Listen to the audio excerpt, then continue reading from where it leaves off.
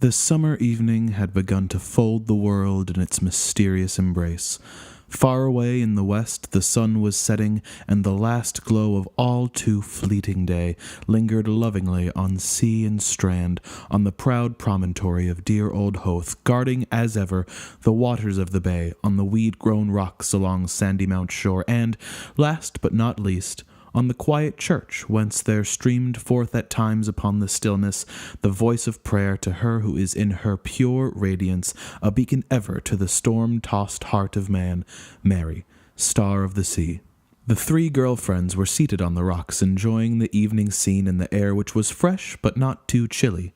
Many a time and oft were they wont to come there to that favourite nook to have a cosy chat beside the sparkling waves and discuss matters feminine, Sissy Caffrey and Edie Boardman with the baby in the push-car, and Tommy and Jackie Caffrey, two little curly-headed boys, dressed in sailor suits with caps to match, and the name HMS Bellicil printed on both.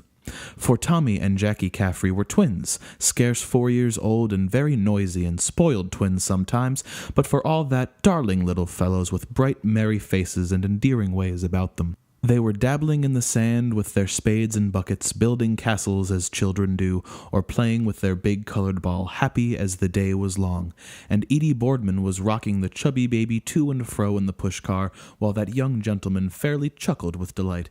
He was but 11 months and 9 days old, and, though still a tiny toddler, was just beginning to lisp his first babyish words. Sissy Caffrey bent over to him to tease his fat little plucks and the dainty dimple in his chin. "Now, baby," Sissy Caffrey said, "say out big, big, 'I want a drink of water.'" And baby prattled after her, "A jink, a jabbo." Sissy Caffrey cuddled the wee chap, for she was awfully fond of children, so patient with little sufferers, and Tommy Caffrey could never be got to take his castor oil unless it was Sissy Caffrey that held his nose and promised him the scatty heel of the loaf or brown bread with golden syrup on. What a persuasive power that girl had! But to be sure, baby Boardman was as good as gold, a perfect little dote in his new fancy bib. None of your spoilt beauties, Flora McFlimsy sort, was Sissy Caffrey. A truer-hearted lass never drew the breath of life, always with a laugh in her gypsy-like eyes and a frolicsome word on her cherry-ripe red lips, a girl lovable in the extreme. And Edie Boardman laughed, too, at the quaint language of little brother. But just then there was a slight altercation between Master Tommy and Master Jackie. Boys will be boys, and our two twins were no exception to this golden rule. The apple of discord was a certain castle of sand which Master Jackie had built, and Master Tommy would have it right go wrong that it was to be architecturally improved by a front door, like the Martello Tower had. But if Master Tommy was headstrong, Master Jackie was self-willed too, and, true to the maxim that every little Irishman's house is his castle, he fell upon his hated rival, and to such purpose that the would-be assailant came to grief and, alas to relate, the coveted castle too. Needless to say, the cries of discomfited Master Tommy drew the attention of the girl-friends. "Come here, Tommy," his sister called imperatively, "at once! And you, Jackie, for shame to throw poor Tommy in the dirty sand. Wait till I catch you for that." His eyes misty with unshed tears, Master Tommy came at her call, for their big sister's word was law with the twins. And in a sad plight he was, too, after his misadventure. His little man-o'-war top and unmentionables were full of sand, but Sissy was a past mistress in the art of smoothing over life's tiny troubles, and very quickly not one speck of sand was to be seen on his smart little suit. Still, the blue eyes were glistening with hot tears that would well up, so she kissed away the hurtness and shook her hand at Master Jackie the culprit, and said if she was near him she wouldn't be far from him, her eyes dancing in admonition. "Nasty bold Jackie!" she cried. She put an arm round the little mariner and coaxed winningly. "What's your name? Butter and cream?" "Tell us who is your sweetheart," spoke Edie Boardman. "Is Sissy your sweetheart?" "No," tearful Tommy said. "Is Edie Boardman your sweetheart?" Sissy queried.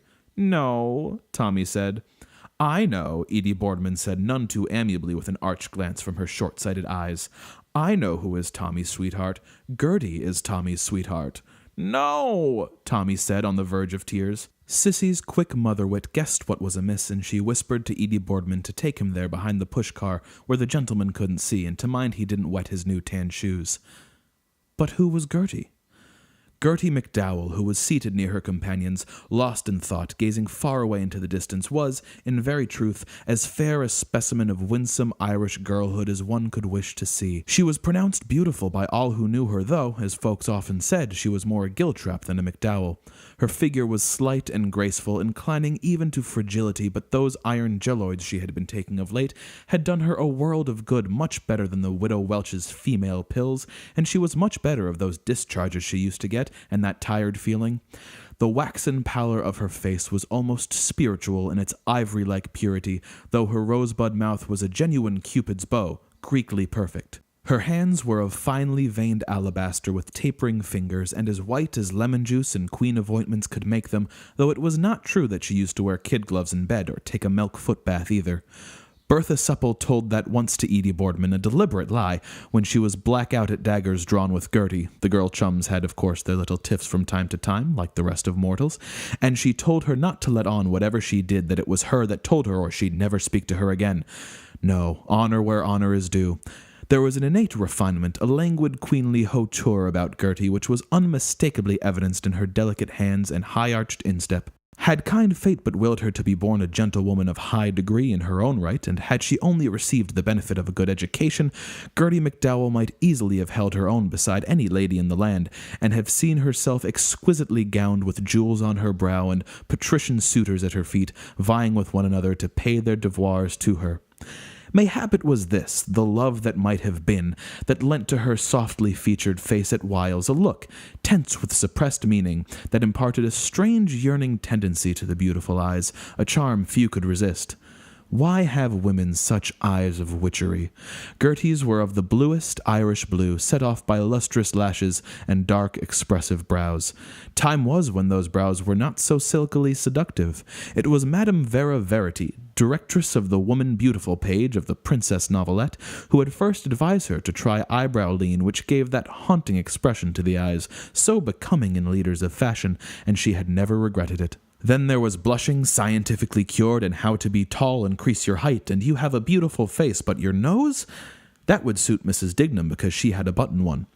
But Gertie's crowning glory was her wealth of wonderful hair. It was dark brown with a natural wave in it. She had cut it that very morning on account of the new moon, and it nestled about her pretty head in a profusion of luxuriant clusters, and pared her nails too, Thursday for wealth. And just now, at Edie's words, as a telltale flush, delicate as the faintest rose bloom, crept into her cheeks, she looked so lovely in her sweet, girlish shyness that of a surety God's fair land of Ireland did not hold her equal. For an instant she was silent, with rather sad, downcast eyes. She was about to retort, but something checked the words on her tongue. Inclination prompted her to speak out. Dignity told her to be silent. The pretty lips pouted a while, but then she glanced up and broke out into a joyous little laugh, which had in it all the freshness of a young May morning. She knew right well, no one better, what made Squinty Edie say that, because of him cooling in his attentions when it was simply a lover's quarrel. As per usual, somebody's nose was out of joint about the boy that had the bicycle off the London Bridge Road, always riding up and down in front of her window. Only now his father kept him in the evening, studying hard to get an exhibition at the intermediate that was on, and he was going to go to Trinity College to study for a doctor when he left the high school, like his brother W.E. Wiley, who was racing in the bicycle races in Trinity College University. Little recked he, perhaps, for what she felt, that dull, aching void in her heart sometimes, piercing to the core. Yet he was young, and perchance he might learn to love her in time. They were Protestants in his family, and of course Gertie knew who came first, and after him, the Blessed Virgin and then St. Joseph. But he was undeniably handsome, with an exquisite nose, and he was what he looked, every inch a gentleman. The shape of his head, too, at the back without his cap that she would know anywhere, something off the common, and the way he turned the bicycle at the lamp with his hands off the bars, and also the nice perfume of those good cigarettes, and besides they were both of a size, too, he and she, and that was why Edie Boardman thought she was so frightfully clever, because he didn't go and ride up and down in front of her bit of a garden. Gertie was dressed simply, but with the instinctive taste of a votary of Dame Fashion, for she felt that there was just a mite that he might be out. A neat blouse of electric blue, self-tinted by dolly eyes, because it was expected in the lady's pictorial that electric blue would be worn, with a smart V opening down to the division and kerchief pocket, in which she always kept a piece of cotton wool scented with her favorite perfume, because the handkerchief spoiled the sit, and a navy three-quarter skirt cut to the stride showed off her slim, graceful figure to perfection. She wore a coquettish little love of a hat of wide-leaved negro straw, contrast trimmed with an underbrim of egg-blue chenille, and at the side a butterfly bow of silk to tone. All Tuesday week afternoon she was hunting to match that chenille, but at last she found what she wanted at Cleary's summer sales. The very it, slightly shop-spoiled, but you would never notice, 7 fingers, 2 and a penny. She did it up all by herself, and what joy was hers when she tried it on then, smiling at the lovely reflection which the mirror gave back to her. And when she put it on the water jug to keep the shape, she knew that that would take the shine out of some people she knew. Her shoes were the newest thing in footwear. Edie Boardman prided herself that she was very petite, but she never had a foot like Gertie McDowell, a 5, and never would ash, oak, or elm, with patent toe caps and just one smart buckle over her high-arched instep. Her well-turned ankle displayed its perfect proportions beneath her skirt, and just the proper amount and no more of her shapely limbs encased in fine-spun hose with high-spliced heels and wide garter tops. As for undies, they were Gertie's chief care, and who that knows the fluttering hopes and fears of sweet 17, though Gertie would never see 17 again, can find it in his heart to blame her. She had 4 dinky sets with awfully pretty stitchery, 3 garments and nighties extra, and each set slotted with different colored ribbons, rose pink, pale blue, mauve, and pea green, and she aired them herself and blued them when they came home from the wash, and ironed them, and she had a brickbat to keep the iron on, because she wouldn't trust those washerwomen as far as she'd see them scorching the things. She was wearing the blue for luck, hoping against hope, her own color, and lucky, too, for a bride to have a bit of blue somewhere on her, because the green she wore that day week brought grief, because his father brought him in to study for the intermediate exhibition, and because she thought perhaps he might be out, because when she was dressing that morning she nearly slipped up the old pair on her inside out, and that was for luck in lovers' meeting if you put those things on inside out, or if they got untied that he was thinking about you, so long as it wasn't of a Friday. And yet, that strained look on her face, a gnawing sorrow is there all the time. Her very soul is in her eyes, and she would give worlds to be in the privacy of her own familiar chamber where, giving way to tears, she could have a good cry and relieve her pent-up feelings, though not too much, because she knew how to cry nicely before the mirror. "You are lovely, Gertie," it said. "The paly light of evening falls upon a face infinitely sad and wistful. Gertie McDowell yearns in vain." Yes, she had known from the very first that her daydream of a marriage has been arranged and the wedding bells ringing for Mrs. Reggie Wiley, T.C.D., because the one who married the elder brother would be Mrs. Wiley, and in the fashionable intelligence Mrs. Gertrude Wiley was wearing a sumptuous confection of gray trimmed with expensive blue fox, was not to be. He was too young to understand. He would not believe in love, a woman's birthright. The night of the party long ago in Stowers, he was still in short trousers, when they were alone and he stole an arm round her waist, she went so white to the very lips. He called her "little one" in a strangely husky voice, and snatched a half-kiss, the first, but it was only the end of her nose, and then he hastened from the room with a remark about refreshments. Impetuous fellow! Strength of character had never been Reggie Wiley's strong point, and he who would woo and win Gertie McDowell must be a man among men.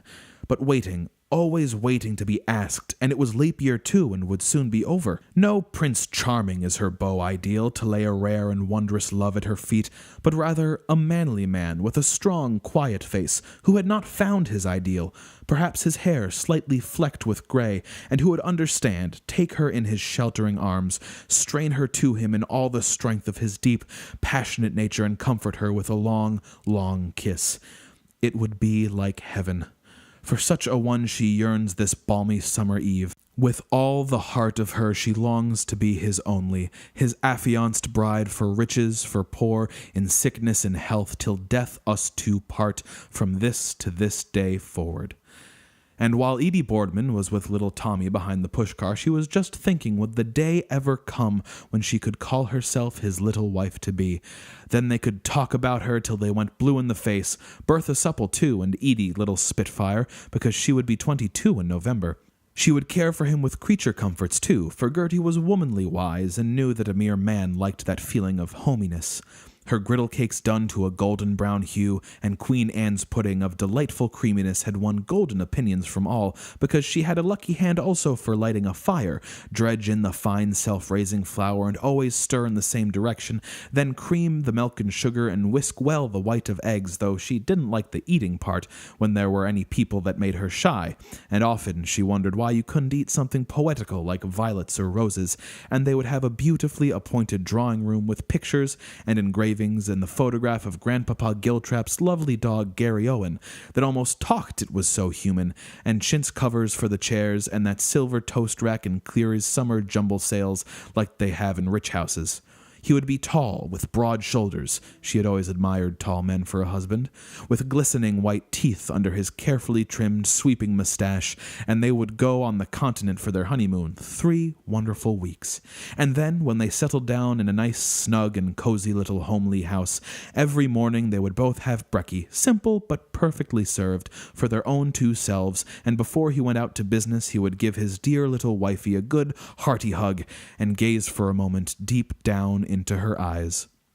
Edie Boardman asked Tommy Caffrey was he done, and he said yes, so then she buttoned up his little knickerbockers for him and told him to run off and play with Jackie and to be good now, and not to fight. But Tommy said he wanted the ball, and Edie told him no, that Baby was playing with the ball, and if he took it there'd be wigs on the green, but Tommy said it was his ball, and he wanted his ball, and he pranced on the ground, if you please. The temper of him! Oh, he was a man already, was little Tommy Caffrey, since he was out of pennies. Edie told him no, and to be off now with him, and she told Sissy Caffrey not to give in to him. "You're not my sister," naughty Tommy said. "It's my ball." But Sissy Caffrey told Baby Boardman to look up high at her finger, and she snatched the ball quickly and threw it along the sand, and Tommy after it in full career, having won the day. "Anything for a quiet life," laughed Sis. And she tickled Tiny Tot's 2 cheeks to make him forget, and played "Here's the Lord Mayor, here's his 2 horses, here's his gingerbread carriage, and here he walks in, chin chopper, chin chopper, chin chopper, chin." But Edie got as cross as 2 sticks about him getting his own way like that from everyone always petting him. "I'd like to give him something," she said, "so I would, where I won't say." "On the B.A.T.Tom," laughed Sissy merrily. Gertie McDowell bent down her head and crimsoned at the idea of Sissy saying an unladylike thing like that out loud she'd be ashamed of her life to say, flushing a deep rosy red, and Edie Boardman said she was sure the gentleman opposite heard what she said, but not a pin cared, Sis. "Let him," she said with a pert toss of her head and a piquant tilt of her nose. "Give it to him, too, on the same place as quick as I'd look at him." Madcap Sis with her gollywog curls. You had to laugh at her sometimes.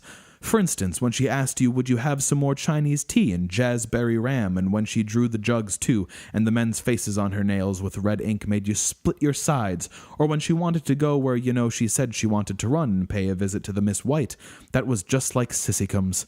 Oh, and will you ever forget her the evening she dressed up in her father's suit and hat and the burned cork mustache and walked down Tritonville Road smoking a cigarette? There was none to come up to her for fun, but she was sincerity itself, one of the bravest and truest hearts heaven ever made, not one of your two-faced things, too sweet to be wholesome. And then there came out upon the air the sound of voices and the pealing anthem of the organ. It was the men's temperance retreat conducted by the missioner, the Reverend John Hughes, S.J., rosary, sermon, and benediction of the most blessed sacrament. They were there, gathered together without distinction of social class, and a most edifying spectacle it was to see, in that simple fane beside the waves, after the storms of this weary world, kneeling before the feet of the Immaculate, reciting the litany of Our Lady of Loretto, beseeching her to intercede for them, the old familiar words, Holy Mary, Holy Virgin of Virgins.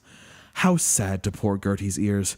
Had her father only avoided the clutches of the demon drink by taking the pledge or those powders the drink habit cured in Pearson's Weekly, she might now be rolling in her carriage, second to none. Over and over she had told herself that as she mused by the dying embers in a brown study without the lamp because she hated 2 lights, or oftentimes gazing out of the window dreamily by the hour at the rain falling on the rusty bucket, thinking. But that vile decoction which has ruined so many hearths and homes had cast its shadow over her childhood days. Nay, she had even witnessed in the home circle deeds of violence caused by intemperance, and had seen her own father, a prey to the fumes of intoxication, forget himself completely. For if there was one thing of all things that Gertie knew, it was that the man who lifts his hand to a woman, save in the way of kindness, deserves to be branded as the lowest of the low. And still the voices sang in supplication to the Virgin most powerful, Virgin most merciful, and Gertie, wrapped in thought, scarce saw or heard her companions or the twins at their boyish gambols, or the gentleman off Sandy Mount Green that Sissy Caffrey called the man that was so like himself, passing along the Strand taking a short walk. You never saw him anyway screwed, but still, and for all that, she would not like him for a father, because he was too old or something, on account of his face. It was a palpable case of Dr. Fell, or his carbuncly nose with the pimples on it and his sandy mustache, a bit white under his nose. Poor father! With all his faults, she loved him still when he sang, "Tell me, Mary, how to woo thee," or "My love in cottage near Rochelle," and they had stewed cockles and lettuce with Lazenby's salad dressing for supper, and when he sang "The moon hath raised" with Mr. Dignam that died suddenly and was buried, God have mercy on him, from a stroke. Her mother's birthday that was, and Charlie was home on his holidays, and Tom and Mr. Dignam and Mrs. and Patsy and Freddie Dignam and they were to have had a group taken. No one would have thought the end was so near. Now he was laid to rest, and her mother said to him to let that be a warning to him for the rest of his days, and he couldn't even go to the funeral on account of the gout, and she had to go into town to bring him the letters and samples from his office about Catesby's cork lino, artistic standard designs, fit for a place, gives tip-top wear and always bright and cheery in the home. A sterling good daughter was Gertie, just like a second mother in the house, a ministering angel too, with a little heart worth its weight in gold. And when her mother had those raging, splitting headaches, who was it rubbed the menthol cone on her forehead but Gertie, though she didn't like her mother's taking pinches of snuff, and that was the only single thing they ever had words about, taking snuff. Everyone thought the world of her for her gentle ways. It was Gertie who turned off the gas at the main every night, and it was Gertie who tacked up on the wall of that place where she never forgot every fortnight the chlorate of lime, Mr. Tunney the grocer's Christmas almanac, the picture of halcyon days where a young gentleman in the costume they used to wear then, with a three-cornered hat, was offering a bunch of flowers to his lady-love with old-time chivalry through her lattice window. You could see there was a story behind it. The colors were done something lovely. She was in a soft, clinging white in a studied attitude, and the gentleman was in chocolate, and he looked a thorough aristocrat. She often looked at them dreamily when she went there for a certain purpose, and felt her own arms that were white and soft, just like hers, with the sleeves back, and thought about those times, because she had found out in Walker's pronouncing dictionary that belonged to Grandpapa Giltrap about the halcyon days, what they meant. The twins were now playing in the most approved brotherly fashion, till at last Master Jackie, who was really as bold as brass, there was no getting behind that, deliberately kicked the ball as hard as ever he could, down towards the seaweedy rocks. Needless to say, poor Tommy was not slow to voice his dismay, but luckily the gentleman in black who was sitting there by himself came gallantly to the rescue and intercepted the ball. Our two champions claimed their plaything with lusty cries, and to avoid trouble, Sissy Caffrey called to the gentleman to throw it to her, please. The gentleman aimed the ball once or twice, and then threw it up the Strand towards Sissy Caffrey, but it rolled down the slope and stopped right under Gertie's skirt near the little pool by the rock. The twins clamored again for it, and Sissy told her to kick it away and let them fight for it, so Gertie drew back her foot, but she wished their stupid ball hadn't come rolling down to her, and she gave a kick, but she missed, and Edie and Sissy laughed. "If you fail, try again," Edie Boardman said. Gertie smiled assent and bit her lip. A delicate pink crept into her pretty cheek, but she was determined to let them see, so she just lifted her skirt a little, but just enough, and took good aim and gave the ball a jolly good kick, and it went ever so far, and the two twins after it down towards the shingle. Pure jealousy, of course. It was nothing else to draw attention on account of the gentleman opposite looking. She felt the warm flush, a danger signal always with Gertie McDowell, surging and flaming into her cheeks. Till then they had only exchanged glances of the most casual, but now, under the brim of her new hat, she ventured to look at him, and the face that met her gaze there in the twilight, wan and strangely drawn, seemed to her the saddest she had ever seen. Through the open window of the church the fragrant incense was wafted, and with it the fragrant names of her who was conceived without stain of original sin. Spiritual vessel, pray for us. Honorable vessel, pray for us. Vessel of singular devotion, pray for us. Mystical rose. And careworn hearts were there, and toilers for their daily bread, and many who had erred and wandered, their eyes wet with contrition, but for all that bright with hope, for the Reverend Father Hughes, had told them what the great Saint Bernard said in his famous prayer of Mary, the most pious Virgin's intercessory power, that it was not recorded in any age that those who implored her powerful protection were ever abandoned by her. The twins were now playing again right merrily, for the troubles of childhood are but as fleeting as summer showers. Sissy Caffrey played with baby Boardman till he crowed with glee, clapping baby hands in air. Peep, she cried behind the hood of the push-car, and Edie asked where was Sissy gone, and then Sissy popped up her head and cried, "Ah, and my word, didn't the little chap enjoy that?" And then she told him to say papa. "Say papa, baby. Say pa, pa, pa, pa, pa, pa, pa." And baby did his level best to say it, for he was very intelligent for 11 months, everyone said, and big for his age, and the picture of health, a perfect little bunch of love, and he would certainly turn out to be something great, they said. Haja, ja, ja, haja. Sissy wiped his little mouth with the dribbling bib and wanted him to sit up properly and say pa, pa, pa, but when she undid the strap she cried out, Holy St. Denis, that he was passing wet and to double the half-blanket the other way under him. Of course, his infant majesty was most obstreperous at such toilet formalities, and he let everyone know it.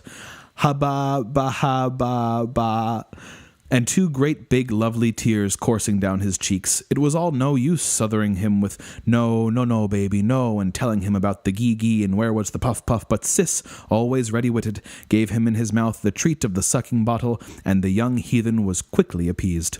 Gertie wished to goodness they would take their squalling baby home out of that and not get on her nerves, no hour to be out, and the little brats of twins. She gazed out towards the distant sea. It was like the paintings that man used to do on the pavement with all the colored chalks and such. A pity, too, leaving them there to be all blotted out, the evening and the clouds coming out in the Bailey light on Howth, and to hear the music like that and the perfume of those incense they burned in the church like a kind of waft. And while she gazed, her heart went pit-pat. Yes, it was her he was looking at, and there was meaning in his look. His eyes burned into her as though they would search her through and through, read her very soul. Wonderful eyes they were, superbly expressive, but could you trust them? People were so queer. She could see at once by his dark eyes and his pale, intellectual face that he was a foreigner, the image of the photo she had of Martin Harvey, the matinee idol, only for the mustache, which she preferred because she wasn't stage-struck like Winnie Rippingham that wanted they two to always dress the same on account of a play, but she could not see whether he had an aquiline nose or a slightly retroussé from where he was sitting. He was in deep mourning, she could see that, and the story of a haunting sorrow was written on his face. She would have given worlds to know what it was. He was looking up so intently, so still, and he saw her kick the ball, and perhaps he could see the bright steel buckles of her shoes if she swung them like that thoughtfully with the toes down. She was glad that something told her to put on the transparent stockings, thinking Reggie Wiley might be out, but that was far away. Here was that of which she had so often dreamed. It was he who mattered, and there was joy on her face because she wanted him, because she felt instinctively that he was like no one else. The very heart of the girl-woman went out to him, her dream husband, because she knew on the instant it was him. If he had suffered, more sinned against than sinning, or even if he had been himself a sinner, a wicked man, she cared not. Even if he was a Protestant or a Methodist, she could convert him easily if he truly loved her. There were wounds that wanted healing with heart balm. She was a womanly woman, not like other flighty girls, unfeminine he had known, those cyclists showing off what they hadn't got, and she just yearned to know all, to forgive all if she could make him fall in love with her, make him forget the memory of the past.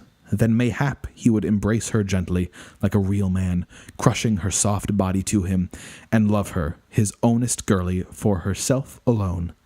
Refuge of sinners, comfortress of the afflicted, ora pro nobis. Well has it been said that whosoever prays to her with faith and constancy can never be lost or cast away, and fitly is she too a haven of refuge for the afflicted, because of the 7 dolors which transpierced her own heart. Gertie could picture the whole scene in the church, the stained glass windows lighted up, the candles, the flowers, and the blue banners of the Blessed Virgin's sodality, and Father Conroy was helping Canon O'Hanlon at the altar, carrying things in and out with his eyes cast down. He looked almost a saint, and his confession box was so quiet and clean and dark, and his hands were just like white wax. And if ever she became a Dominican nun in their white habit, perhaps he might come to the convent for the novena of St. Dominic. He told her that time when she told him about that in confession, crimsoning up to the roots of her hair for fear he could see, not to be troubled because that was only the voice of nature, and we were all subject to nature's laws, he said, in this life, and that was no sin, because that came from the nature of woman instituted by God, he said, and that our blessed Lady herself said to the Archangel Gabriel, "Be it done unto me according to thy word." He was so kind and holy, and often she thought and thought could she work a ruched tea cozy with embroidered floral design for him as a present, or a clock, but they had a clock, she noticed, on the mantelpiece, white and gold with a canary bird that came out of a little house to tell the time, the day she went there about the flowers for the 40 hours adoration, because it was hard to know what sort of a present to give, or perhaps an album of illuminated views of Dublin or someplace. The exasperating little brats of twins began to quarrel again, and Jackie threw the ball out towards the sea, and they both ran after it. Little monkeys common as ditch water. Someone ought to take them and give them a good hiding for themselves to keep them in their places, the both of them. And Sissy and Edie shouted after them to come back because they were afraid the tide might come in on them and be drowned. "Jackie! Tommy!" Not they, what a great notion they had. So Sissy said it was the very last time she'd ever bring them out. She jumped up and called them, and she ran down the slope past him, tossing her hair behind her, which had a good enough color if there had been more of it, but with all the thingamary she was always rubbing into it, she couldn't get it to grow long because it wasn't natural, so she could just go and throw her hat at it. She ran with long, gandery strides. It was a wonder she didn't rip up her skirt at the side that was too tight on her, because there was a lot of the tomboy about Sissy Caffrey, and she was a forward piece whenever she thought she had a good opportunity to show off, and just because she was a good runner, she ran like that so that he could see all the end of her petticoat running and her skinny shanks up as far as possible. It would have served her just right if she had tripped up over something accidentally on purpose with her high, crooked French heels on her to make her look tall and got a fine tumble. Tableau. That would have been a very charming exposé for a gentleman like that to witness. Queen of angels, queen of patriarchs, queen of prophets, of all saints, they prayed, queen of the most holy rosary, and then Father Conroy handed the thurible to Canon O'Hanlon, and he put in the incense and censed the blessed sacrament, and Sissy Caffrey caught the 2 twins, and she was itching to give them a ringing good clip on the ear, but she didn't, because she thought he might be watching. But she never made a bigger mistake in all her life, because Gertie could see without looking that he never took his eyes off of her. And then Canon O'Hanlon handed the thurible back to Father Conroy, and knelt down looking up at the blessed sacrament, and the choir began to sing the Tantum Ergo, and she just swung her foot in and out in time as the music rose, and fell to the Tantum Ergosa Cramentum. 3.11 she paid for those stockings and sparrows of George's Street on the the Monday before Easter, and there wasn't a brack on them, and that was what he was looking at, transparent, and not at her insignificant ones that had neither shape nor form, the cheek of her, because he had eyes in his head to see the difference for himself. Sissy came up along the strand with the 2 twins in their ball, with her hat anyhow on her to one side after her run, and she did look a streel tugging the 2 kids along with the flimsy blouse she bought only a fortnight before like a rag on her back, and a bit of her petticoat hanging like a caricature. Gertie just took off her hat for a moment to settle her hair, and a daintier head of nut-brown tresses was never seen on a girl's shoulders, a radiant little vision, in sooth, almost maddening in its sweetness. You would have to travel many a long mile before you found a head of hair the like of that.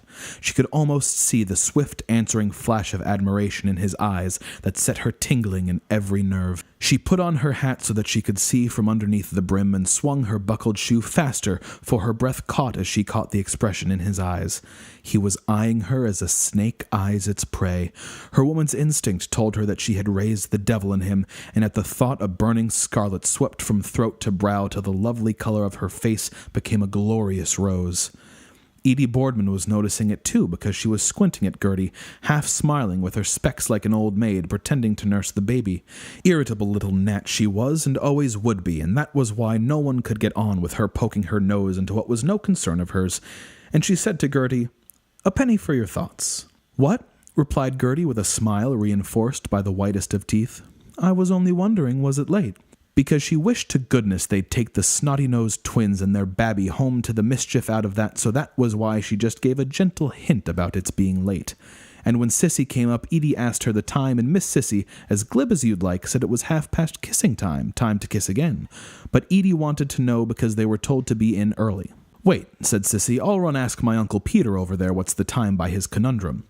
So she went, and when he saw her coming, she could see him take his hand out of his pocket, getting nervous and beginning to play with his watch chain, looking up at the church. Passionate nature though he was, Gertie could see that he had enormous control over himself. One moment he had been there, fascinated by a loveliness that made him gaze, and the next moment it was the quiet, grave-faced gentleman, self-control expressed in every line of his distinguished-looking figure. Sissy said to excuse her, would he mind please telling her what was the right time, and Gertie could see him taking out his watch, listening to it and looking up and clearing his throat, and said he was very sorry his watch was stopped, but he thought it must be after 8 because the sun was set. His voice had a cultured ring in it, and though he spoke in measured accents, there was a suspicion of a quiver in the mellow tones. Sissy said thanks and came back with her tongue out and said Uncle said his waterworks were out of order. Then they sang the second verse of the Tantum Ergo, and Canon O'Hanlon got up again and sensed the blessed sacrament and knelt down, and he told Father Conroy that one of the candles was just going to set fire to the flowers, and Father Conroy got up and settled it all right, and she could see the gentleman winding his watch and listening to the works, and she swung her leg more in and out in time. It was getting darker, but he could see, and he was looking all the time that he was winding the watch or whatever he was doing to it, and then he put it back and put his hands back into his pockets. She felt a kind of sensation rushing all over her, and she knew by the feel of her scalp and that irritation against her stays that that thing must be coming on, because the last time, too, was when she clipped her hair on account of the moon.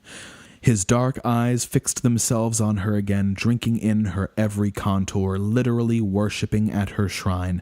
If ever there was undisguised admiration in a man's passionate gaze, it was there, plain to be seen on that man's face. It is for you, Gertrude McDowell, and you know it. Edie began to get ready to go, and it was high time for her, and Gertie noticed that that little hint she gave had had the desired effect, because it was a long way along the Strand to where there was the place to push up the push-car, and Sissy took off the twins' caps and tidied their hair to make herself attractive, of course, and Canon O'Hanlon stood up with his cope poking up at his neck, and Father Conroy handed him the card to read off, and he read out Panem de Coelo Prestitis de Ace, and Edie and Sissy were talking about the time all the time, and asking her, but Gertie could pay them back in their own coin, and she just answered with scathing politeness when Edie asked her was she heartbroken about her best boy throwing her over. Gertie winced sharply. A brief cold blaze shone from her eyes that spoke volumes of scorn immeasurable. It hurt. Oh yes, it cut deep, because Edie had her own quiet way of saying things like that she knew would wound like the confounded little cat she was. Gertie's lips parted swiftly to frame the word, but she fought back the sob that rose to her throat, so slim, so flawless, so beautifully molded it seemed one an artist might have dreamed of. She had loved him better than he knew. Light-hearted deceiver and fickle like all his sex, he would never understand what he had meant to her, and for an instant there was in the blue eyes a quick stinging of tears. Their eyes were probing her mercilessly, but with a brave effort she sparkled back in sympathy as she glanced at her new conquest for them to see. "Oh," responded Gertie, quick as lightning, laughing, and the proud head flashed up. "I can throw my cap at who I like, because it's leap year." Her words rang out crystal clear, more musical than the cooing of the ring-dove, but they cut the silence icily. There was that in her young voice that told that she was not a one to be lightly trifled with. As for Mr. Reggie with his swank and his bit of money, she could just chuck him aside as if he was so much filth, and never again would she cast as much as a second thought on him and tear his silly postcard into a dozen pieces. And if ever after he dared to presume she could give him one look of measured scorn that would make him shrivel up on the spot. Miss puny little Edie's countenance fell to no slight extent, and Gertie could see by her looking as black as thunder that she was simply in a towering rage, although she hid it, the little kinnet, because that shaft had struck home for her petty jealousy, and they both knew that she was something aloof, apart, in another sphere, that she was not of them and never would be, and there was somebody else too that knew it and saw it, so they could put that in their pipe and smoke it. Edie straightened up baby Boardman to get ready to go, and Sissy tucked in the ball and the spades and the buckets, and it was high time too, because the Sandman was on his way for Master Boardman Jr. And Sissy told him too that Billy Winks was coming, and that baby was to go dee-daw, and baby looked just too ducky, laughing up out of his gleeful eyes, and Sissy poked him like that out of fun in his wee fat tummy, and baby, without as much as by your leave, sent up his compliments to all, and sundry onto his brand-new dribbling bib. "Oh my puddiny pie," protested Sis, "he has his bib destroyed." The slight contretemps claimed her attention, but in 2 twos she set that little matter to rights. Gertie stifled a smothered exclamation and gave a nervous cough, and Edie asked what, and she was just going to tell her to catch it while it was flying, but she was ever ladylike in her deportment, so she simply passed it off with consummate tact by saying that that was the benediction, because just then the bell rang up from the steeple over the quiet seashore, because Canon O'Hanlon was up on the altar with the veil that Father Conroy put round his shoulders, giving the benediction with the blessed sacrament in his hands. How moving the scene there in the gathering twilight, the last glimpse of Erin, the touching chime of those evening bells, and at the same time a bat flew forth from the ivied belfry through the dusk, hither, thither, with a tiny lost cry. And she could see far away the lights of the lighthouses so picturesque she would have loved to do with a box of paints, because it was easier than to make a man, and soon the lamplighter would be going his rounds past the Presbyterian church grounds, and along by shandy Tritonville Avenue where the couples walked, and lighting the lamp near her window where Reggie Wiley used to turn his freewheel like she read in that book, The Lamplighter by Miss Cummins, author of Mabel Vaughan and other tales. For Gertie had her dreams that no one knew of.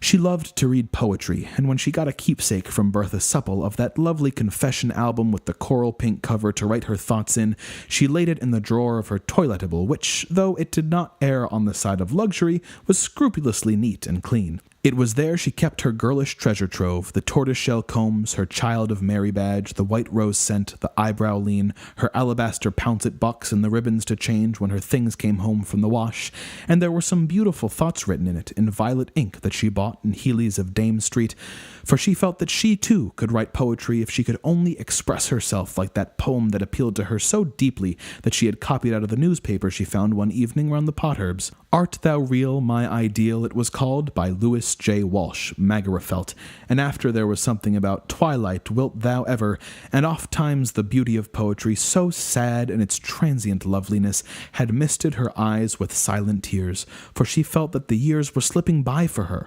one by one, and but for that one shortcoming she knew she need fear no competition, and that was an accident coming down Dalkey Hill, and she always tried to conceal it.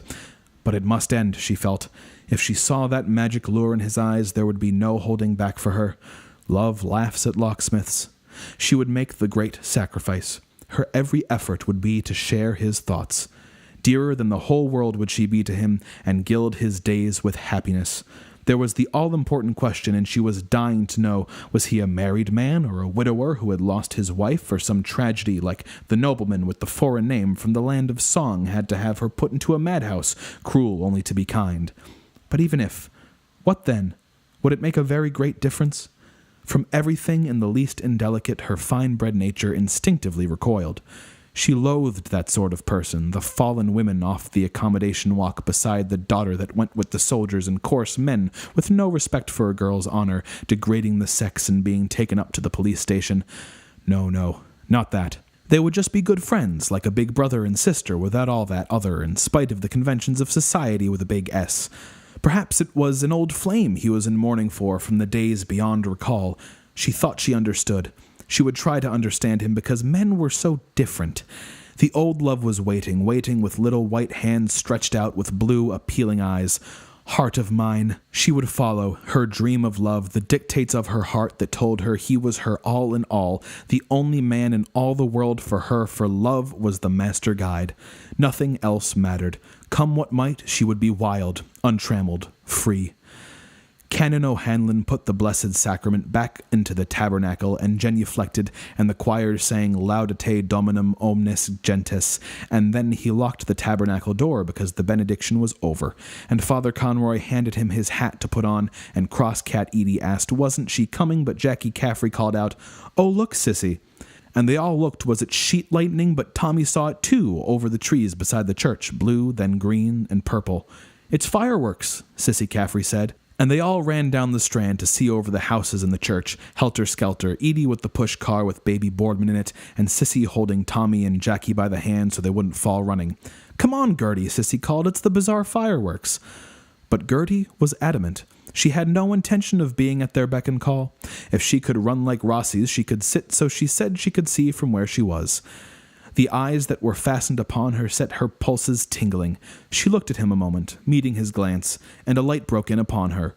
White-hot passion was in that face, passion silent as the grave, and it had made her his. At last they were left alone without the others to pry and pass remarks, and she knew he could be trusted to the death, steadfast, a sterling man, a man of inflexible honor to his fingertips. His hands and face were working, and a tremor went over her. She leaned back far to look up where the fireworks were, and she caught her knee in her hand so as to not fall back, looking up, and there was no one to see, only him and her, when she revealed all her graceful, beautifully shaped legs like that, supplely soft and delicately rounded, and she seemed to hear the panting of his heart, his hoarse breathing, because she knew too about the passion of men like that, hot-blooded, because Bertha Supple told her once in dead secret, and made her swear she'd never, about the gentleman lodger that was staying with them out of the congested districts board, that had pictures cut out of papers of those skirt dancers and high kickers, and she said he used to do something not very nice that you could imagine sometimes in the bed. But this was altogether different from a thing like that, because there was all the difference, because she could almost feel him draw her face to his, and the first quick hot touch of his handsome lips. Beside, there was absolution so long as he didn't do the other thing before being married, and there ought to be women priests that would understand without your telling out, and Sissy Caffrey, too, sometimes had that dreamy kind of dreamy look in her eyes, so that she, too, my dear, and Winnie Rippingham so mad about actors' photographs, and besides, it was on account of that other thing coming on the way it did. And Jackie Caffrey shouted to look, there was another, and she leaned back and the garters were blue to match on account of the transparent, and they all saw it, and they all shouted to look, there it was, and she leaned back ever so far to see the fireworks, and something queer was flying through the air, a soft thing, to and fro, dark. And she saw a long Roman candle going up over the trees, up, and in the tense hush they were all breathless with excitement as it went higher and higher, and she had to lean back more and more to look up after it, high, almost out of sight, and her face was suffused with a divine and entrancing blush from straining back, and he could see her other things too, Nainsook knickers, the fabric that caresses the skin, better than those other pettywits, the green 4 and 11, on account of being white, and she let him, and she saw that he saw, and then it went so high it went out of sight a moment, and she was trembling in every limb from being bent so far back that he had a full view high up above her knee, where no one ever, not even on the swing or waiting, and she wasn't ashamed, and he wasn't either, to look in that immodest way like that, because he couldn't resist the sight of the wondrous revealment half offered, like those skirt dancers behaving so immodest before gentlemen looking, and he kept on looking.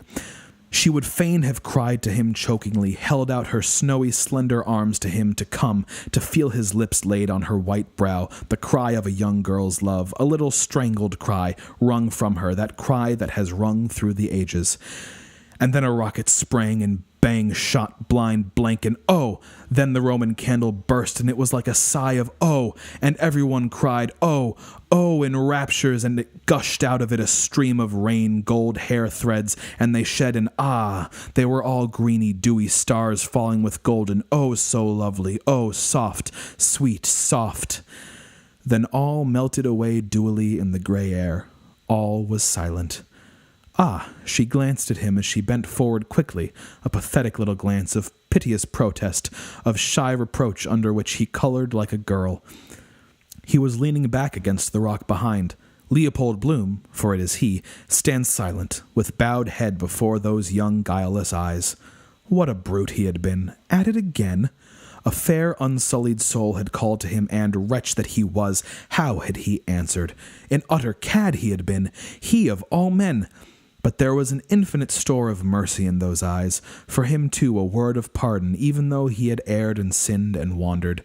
Should a girl tell? No, 1,000 times no.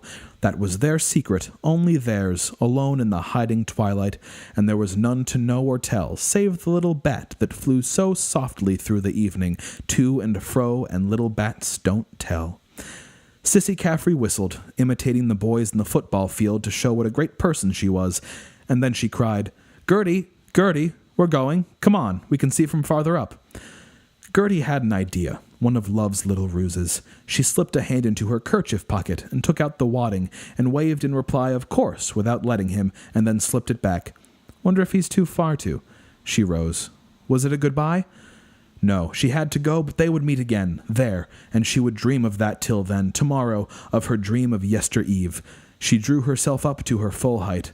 Their souls met in a last lingering glance, and the eyes that reached her heart, full of a strange shining, hung enraptured on her sweet, flower-like face.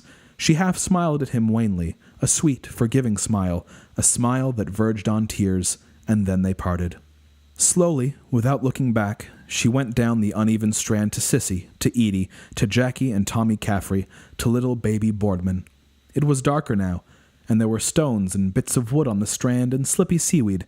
She walked with a certain quiet dignity characteristic of her, but with care and very slowly because Gertie McDowell was...